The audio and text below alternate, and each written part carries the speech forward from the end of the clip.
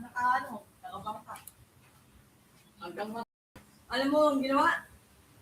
Yung bubuyog. Hanggang yung shade. Napakatibig talaga ng bubuyog lumot. Nakakatanggal ng shade.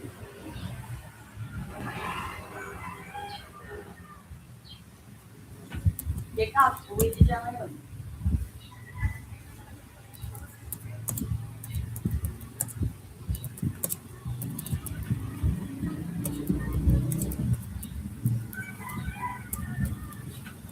Ayun o, lumaan na, uwi na.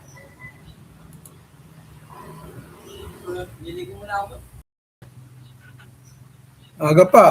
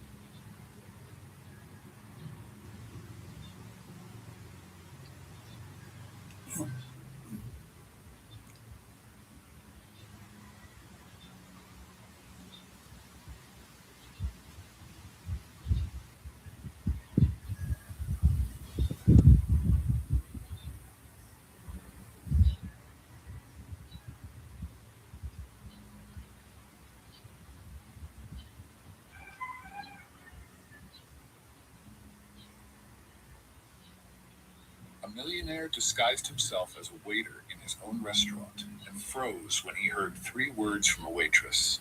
What he found out next left him stunned. Before we start the story, leave a comment and tell us, what city are you watching from? And at the end, don't forget to rate this story from 0 to 10. Enjoy the story. You look tired. Just 3 simple words, but they were said so naturally that Andrew Hoffman froze for a moment, his coffee cup halfway to his lips. The waitress who said it was staring at him, her brown eyes bright, curious, almost teasing.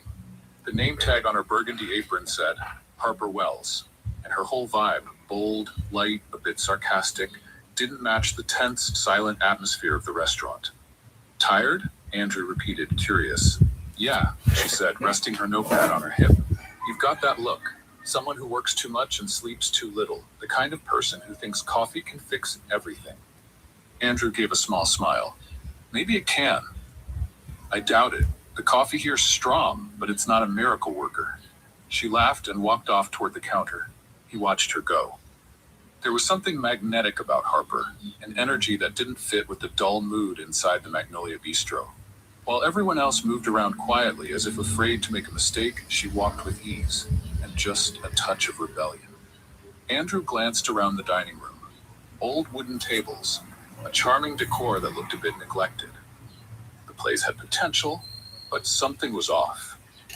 He, the new owner, had come in pretending to be a regular customer, hoping to figure out what wasn't working in the restaurant. And after just a few minutes, the answer started to show. Harper came back with a steaming cup and placed it in front of him. Careful, she said with a playful smile. It's strong enough to wake up the owner of this place. Andrew held back a laugh. I hope so.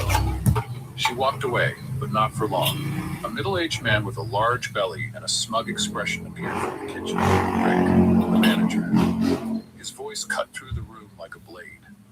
"Harper," he barked. "I told you to clean the back tables 20 minutes ago. Or did you forget how to do your job?" Harper took a deep breath and turned slowly. "I'm cleaning them, Rick. I just stopped to serve a customer. That's what waiters do, remember?" Rick marched closer, face red with anger. "Don't talk back, Wells. You think you're funny? Everyone here's sick of your little jokes." The dining room went quiet. The other staff pretended to stay busy, avoiding eye contact. Andrew watched closely. The manager's tone wasn't firm, it was abusive. He actually seemed to enjoy humiliating people. But Harper didn't back down. She kept her chin up. "I'm just trying to do my job with a little humor," she said. "Since someone around here insists on keeping the place as cheerful as a funeral." Rick snorted and stepped closer. "You should learn to shut your mouth and do what you're told, girl." Andrew tightened his grip on the table. He took a deep breath, holding back the urge to speak up. He couldn't, at least not yet. He was here to watch, to understand, without revealing who he really was. But what he saw stirred something in him, anger and disbelief. Harper, though, still didn't flinch. "Funny thing, Rick. Shut up and obey isn't part of my resume," she said with a half smile. A few nearby customers tried to hide their chuckles. Rick turned red with embarrassment. "One more smart comment, Harper," he snapped, "and you'll be serving coffee on the sidewalk." "Better than serving you," she replied, turning her back. Rick looked over at Andrew as if expecting support. "Sir, I apologize. Some employees don't understand the meaning of respect." "I think the service has been great," Andrew replied calmly. "In fact, I'd say she's the only one in here actually smiling." Rick swallowed hard, unsure what to say. He turned around and stormed back into the kitchen, muttering to himself. Harper let out a breath and looked back at Andrew. "Sorry about that scene. He just loves turning the morning shift into a nightmare." "No need to apologize," Andrew said, meeting her eyes. "You handled it well." "Oh, I practice daily. If sarcasm were an art form, I'd have a trophy by now."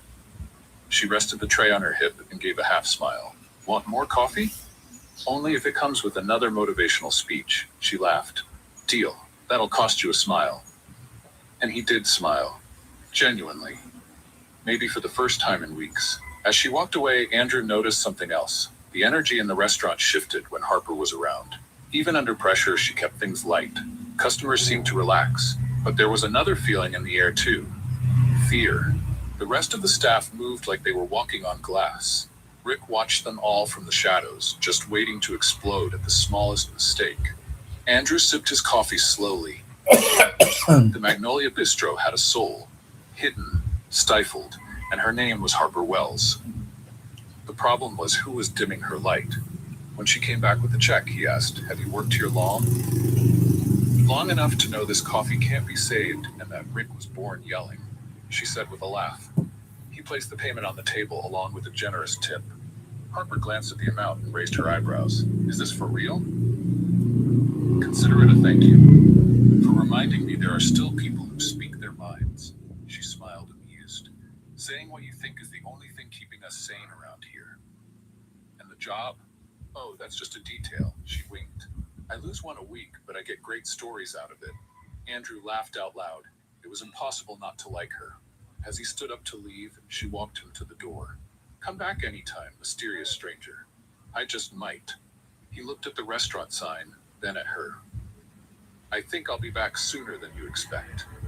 Outside, the morning breeze brought him back to reality. He walked to his car and, before getting in, glanced once more at the restaurant. Inside, Harper was smiling at another customer, trying to hide her exhaustion, while Rick watched everything with that controlling look. Andrew took a deep breath. He already knew what he needed to do. If he wanted to understand the Magnolia Bistro and fix it, he'd have to see it from the inside. Live what its staff lived. And that's when Andrew Hoffman made the decision that would completely change the course of his life, and Harper Wells's. In the coming days, no one would see the billionaire. And without realizing it, in making that choice, he was about to discover something much stronger than any coffee.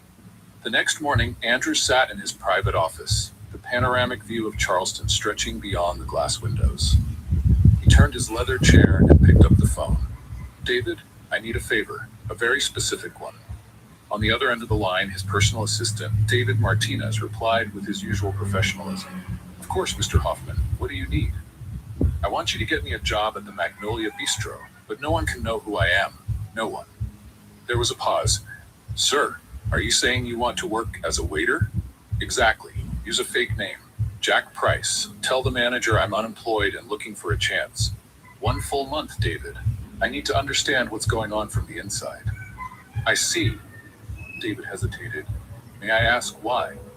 Andrew looked out the window, thinking of Harper's brown eyes and Rick's controlling ways. Because unlegitimate reports don't tell the whole story. I want to see the truth. Consider it done. Tomorrow, Mr. Jack Price will officially be on staff. Andrew hung up and smiled. For the first time in years, he felt a strange mix of nerves and excitement. The next day, Andrew parked 3 blocks from the restaurant. Not in his luxury convertible, but in a plain, modest sedan David had arranged. He wore faded jeans, a simple white shirt, and worn-out sneakers. Nothing that would draw attention. He took a deep breath and walked to the back entrance of the Magnolia Bistro, where a small sign read "Employees Only."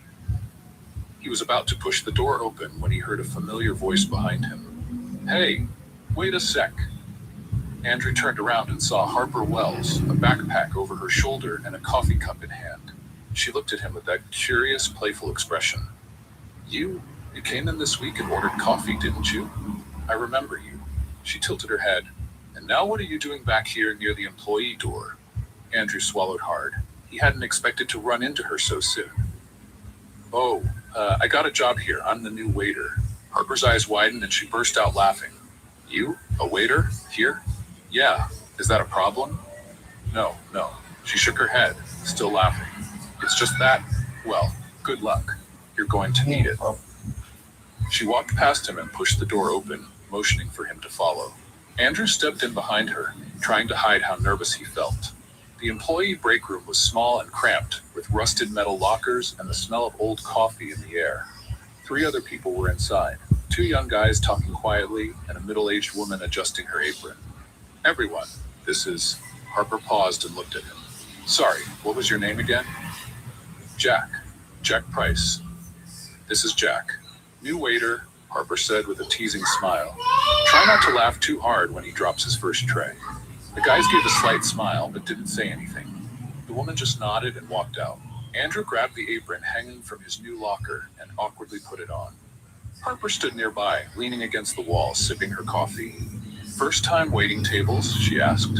Is it that obvious? You put your apron on backwards. Andrew looked down and realized the mistake. His cheeks flushed. Oh, shoot. Harper laughed so hard she nearly spilled the coffee. This is going to be fun. The first hour was a disaster. Andrew had no idea how to balance a tray. When he tried carrying 3 plates at once, he almost dropped everything on the customer. Which Harper one? showed up out of nowhere, grabbed the Oh, tray baka with one hand, maiinitan steadied the ka. plates with the other. Is that Easy ready there, now? No, she said with a smile. I'm getting Hold it ready from the now. bottom, not the edge. Cut, And cut, walk cut, slow. cut, cut, cut. This isn't a sprint.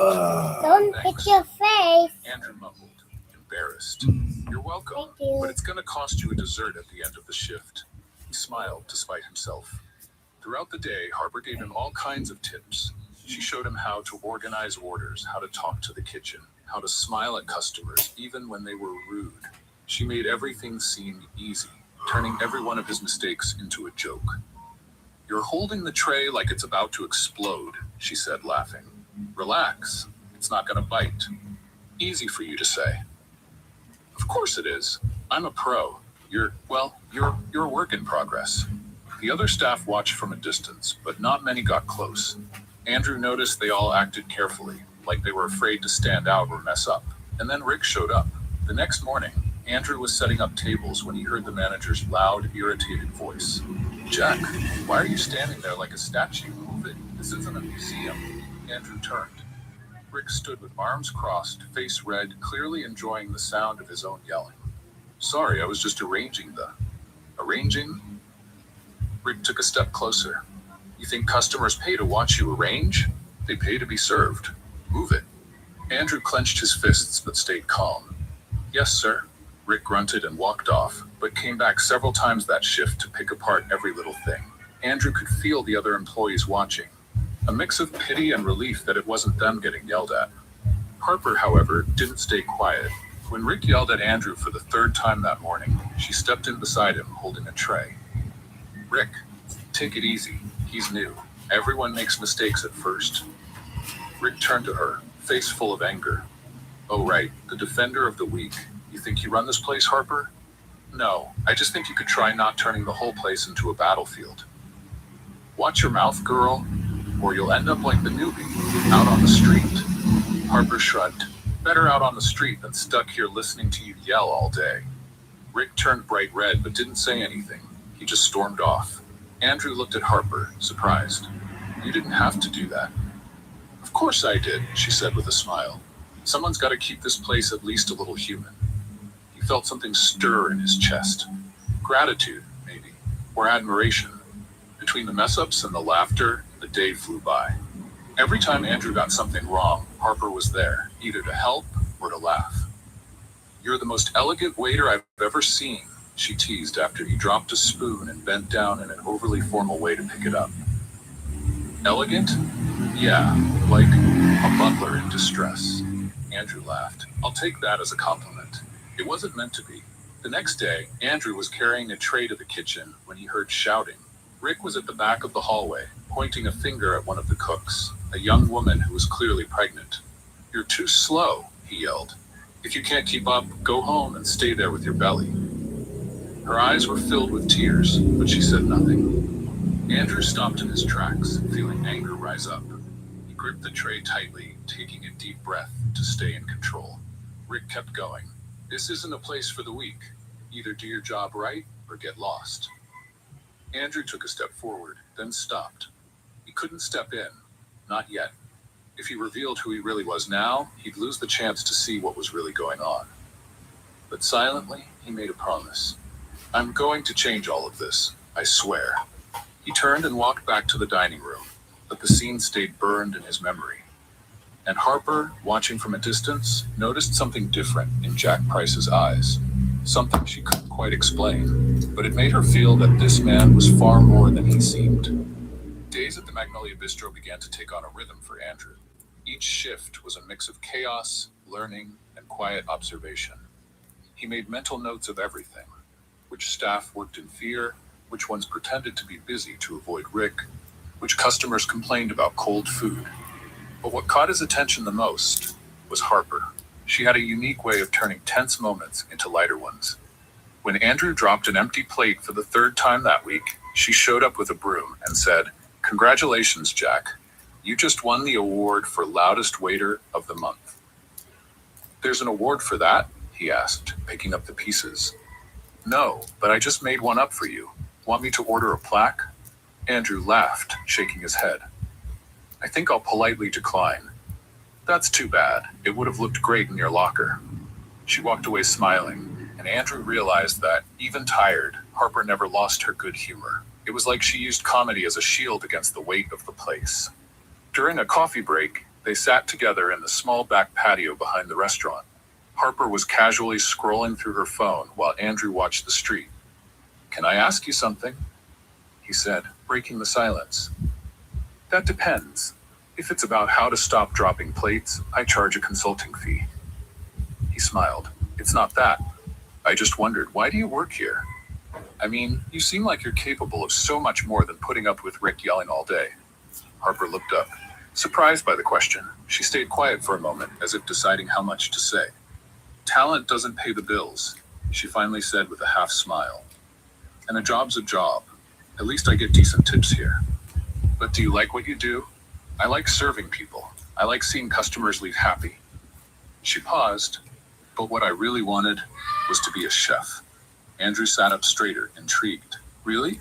"Yeah, since I was a kid, I loved cooking.